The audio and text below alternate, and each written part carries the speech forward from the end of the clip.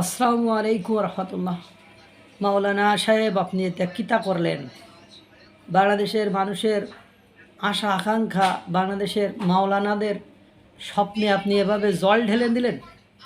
এটা কেমনে করে সহ্য হবে? কিতা করি সহ্য হবে বলেন? হে, এবার হুজুররাই তো আপনারে একেবারে শাটিং মেরে লাঠিং মেরে শেষ করে ফেলবে। ওরা চাইছিল যে আপনি একটা সুন্দর করে ভারত বিরোধী বক্তব্য দেবেন। ওরা চাইছিল একটা সুন্দর করে আপনি ইস্কনের বিরুদ্ধে বক্তব্য দিয়ে দেবেন, কিন্তু আপনি কি করলেন? গতকাল শুক্রবার খুতবায় শুনলাম আপনার কথা বলল, ইস্কন আপনার নির্যাতন চালিয়েছে, সন্ত্রাসী সংগঠন তাহারা আপনার নির্যাতন চালিয়েছে, এটা কিন্তু বলে দিল। আপনার কাছে শোনার প্রয়োজন বোধ তাদের মনে হয়নি।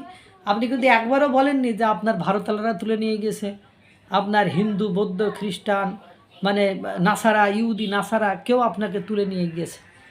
কি দুর্ভাগ্য হলো সত্য যে আপনার মুখ খোলার আগে এই যে বক্তব্যটি আপনি দিয়েছেন, এই বক্তব্যটি দেওয়ার আগে বাংলাদেশের মাওলানা মুফতিরা একেবারে মসজিদে খুতবায় এসব মাওলানারা কি হাদিস কুরআন পড়ছে, আমার কষ্ট হয়। অনুমানের উপর ভিত্তি করে কথা বলাটি সম্পূর্ণরূপে কোরআনে নিষিদ্ধ। আপনার সেই অনুমান ছাড়া তাদের কাছে আর কোনো কিছুই নেই। তাদের ভিত্তি, তাদের জ্ঞান গরিমা, তাদের প্রজ্ঞা সব কিছু অনুমানেই নির্ভর। একটা মানুষ, সে তো মারা যায়নি, সে চিকিৎসাধীন, সে কথা মোটামুটি বলতে পারছে। তার কথা বলার জন্য 2 দিন অপেক্ষা করে সে সবিস্তারে ব্যাখ্যা দিলে তারপরে বল যে হ্যাঁ ইস্কন তুলে নিয়ে গেছে, হ্যাঁ ভারতের লোক তুলে নিয়ে গেছে, হ্যাঁ অন্য কোনো কিছু হয়েছে, এক্সেট্রা।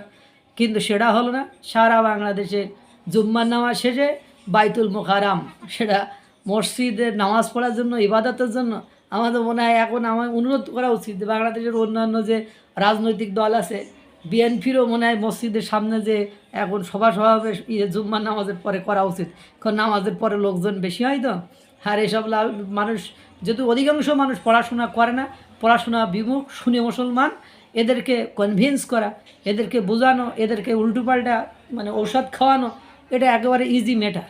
কত সুন্দর করে বলল যে এই ইমামকে তুলে নিয়ে নিষ্ঠুর নির্মম নির্যাতন চালিয়েছে এই ইস্কন সন্ত্রাসী সংগঠন।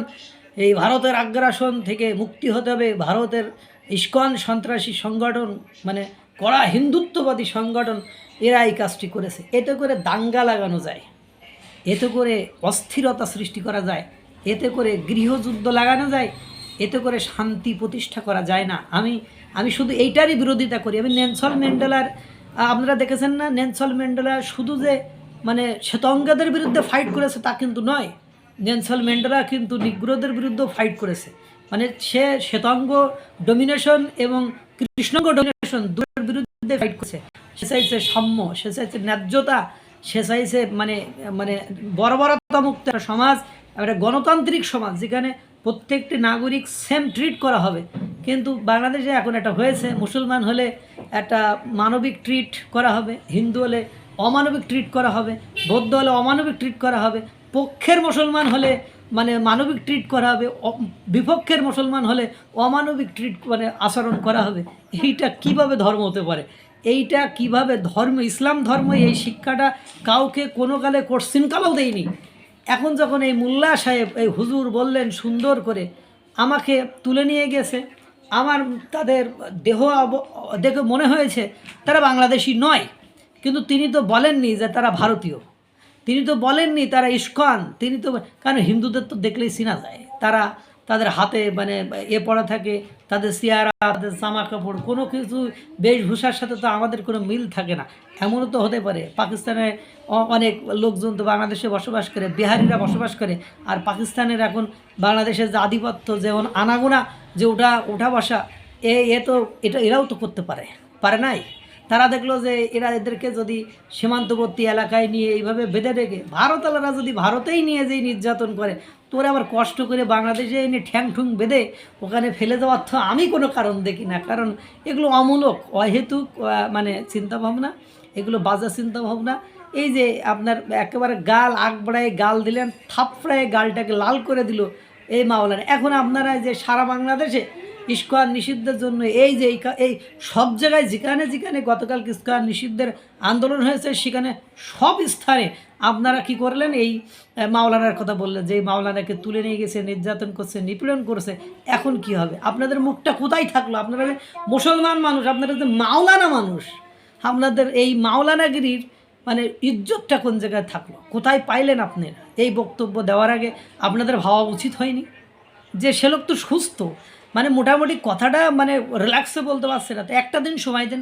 আজকে তো ঠিকই রিল্যাক্সে বলছে, মানে সে তো সুন্দর করে দেখলাম অবলীলায় মানে কোনো বাধাবিঘ্নতা ছাড়াই কথা বলে যাচ্ছে, এবং সে স্পষ্ট ভাষায় তো বক্তব্য দিয়ে দিল যে আমাকে মানে কোনো সংগঠন, হিন্দু বৌদ্ধ খ্রিস্টান মুসলমান কেউ আমাকে তুলে নিয়ে যায়নি, আমি কোনো সংগঠন দেশের নাম বলি নাই, ইস্কনের নাম আমি বলি নাই।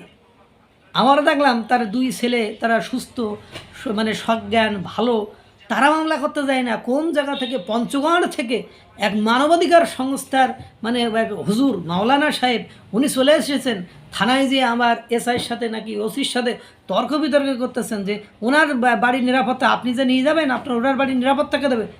এবার পরে বলছে এই আপনার ভোটার আইডি কার্ডটা দেন, যে তার দায়িত্ব নিতে চাচ্ছে বা বাড়িতে নিতে চাচ্ছে, মানে ওসির সামনে থেকে সে বাড়িতে নিতে চায়। তার মানে কি? তাকে বিদ্যা বুদ্ধি নতুন করে শেখায় তারপরে ভিতরে ঢোকাবেন। ওসি বলতেছে আপনাদের সাথে দেওয়া হবে না, এজাহার ওনাকেই লিখতে হবে, ওনাকে লিখেই বা ওনারই মানে কেস মানে ফাইল করে ওনাকেই যেতে হবে। তারপরে আমি ওনার পক্ষ থেকে করবো, তো তুমি ওনার পক্ষ থেকে করবা কেন? আজ যে তুমি কি করতা, তুমি তো মানে একরকম বক্তব্য দিয়ে দিতা। মানে বাংলাদেশে তো এটাই এখন চলছে যে একজনের কাজ আর একজন করে দিচ্ছে, একজনের বক্তব্য আর একজন দিয়ে দিচ্ছে। দিস ইজ দ্য মানে ভেরি ব্যাড মানে মানে সাইন অফ আওয়ার কান্ট্রি। এইসব চিহ্ন, এইসব লক্ষণ একটা দেশের জন্য কোথাও ভালো নয়, কোনো রকম ভালো নয়। যখন তুলে নিয়ে গেছিলো, তুলে নেওয়া যাওয়ার পরে তার নিপীড়ন নির্যাতন করছে, সবই ঠিক আছে। এখন কথা হলে কে বা কারা করছে তদন্ত সাপেক্ষ ব্যাপার। তারপরে যাকে নিয়ে গেছে সে তো বলছে যে আমার ওই সংগঠন করি নাই, অথচ পুরো বাংলাদেশে কি করলেন বলেন? কি করলেন?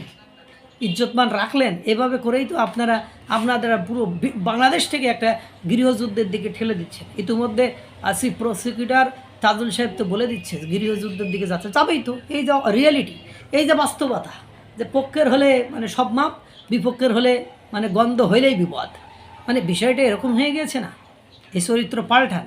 এই চরিত্র না পাল্টাইলে পাকিস্তানে যেমন বিদ্রোহী গোষ্ঠীতে ভরে গিয়েছে, পাকিস্তান যেমন গৃহযুদ্ধে হচ্ছে, পাকিস্তান যেমন একটু আগেই দেখলাম মানে আমাদের দেশে সেটা 20 টাকা কেজি, ওদের দেশে সেটা দেখলাম 600 রুপি, এরকম একটা অবস্থা। না খাওয়ায় মারতেছেন না, দেশের অবস্থা খুব খারাপ। বিনিয়োগ নেই, মানে বাণিজ্য নেই, তারপরে একের পর এক মানে বিভিন্ন গুরুত্বপূর্ণ মানে ভবনে, বাণিজ্যিক সেন্টারে, বিমানবন্দরে মানে আগুন লেগে হাজার হাজার মানুষ বেকার হচ্ছে।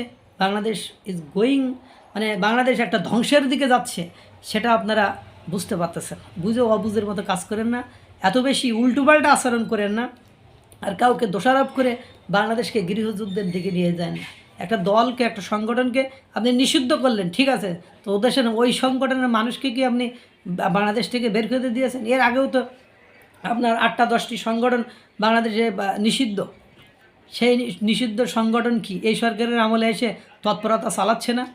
চালাচ্ছে তো, সেই জঙ্গিরা তো ছাড়া পেয়েছে। সুতরাং এগুলো কিছুই হবে না মধ্যে পড়ে। আর এই সংগঠনটি হলো আমেরিকান সংগঠন, আগে আমেরিকার বিরোধিতা করার সাহস দেখেন, তাহলে আপনারা বুঝবেন। কিন্তু আপনারা তো আমেরিকার মানে সব কিছু মেনে নিচ্ছেন। আমেরিকার সেই মানবাধিকার কার্যালয়ও মেনে নিয়েছেন, সে ডিপি ওয়ার্ল্ডকে দেওয়া চট্টগ্রাম বন্দরকেও মেনে নিয়েছেন, আমেরিকার সামরিক বাহিনী এদেশে এসে মহারাজ সবই তো মেনে নিচ্ছেন। আমেরিকার সেই বেশি দামের ভুট্টা মানে গমও খাচ্ছেন, আমেরিকার মানে সাথে ব্যবসাও করছেন। আমেরিকার সাথে ব্যবসা করে বরং আরও ব্যবসার মানে হিতে বিপরীত হয়ে গেছে, ব্যবসা বাণিজ্য লস হইতেছে, 3 মাস আরও লসই হয়েছে, মানে আরও বাণিজ্য কমে গিয়েছে। বুঝুন, একটু ভালো করে বুঝুন, একটু মাথা খাটান, মানে বুকার মতো স্টাডি করেন না, একটু বিবেক বুঝুন যে আপনি একজনকে একটা কথা বলছেন, ওই কথার রিয়াক্টটা কী, ওই কথার বিপরীতে কথাটা কি হতে পারে, সেগুলো একটু ভেবে তারপরে আমি আশা করি আপনারা আচরণ করবেন। নইলে বিপদ খুব আসন্ন, যে কোনো সময় অঘটন ঘটে যেতে পারে। আল্লাহ তাআলা সকলকে ভালো রাখুক, সুস্থ রাখুক। আসসালামু আলাইকুম ওয়া রাহমাতুল্লাহ।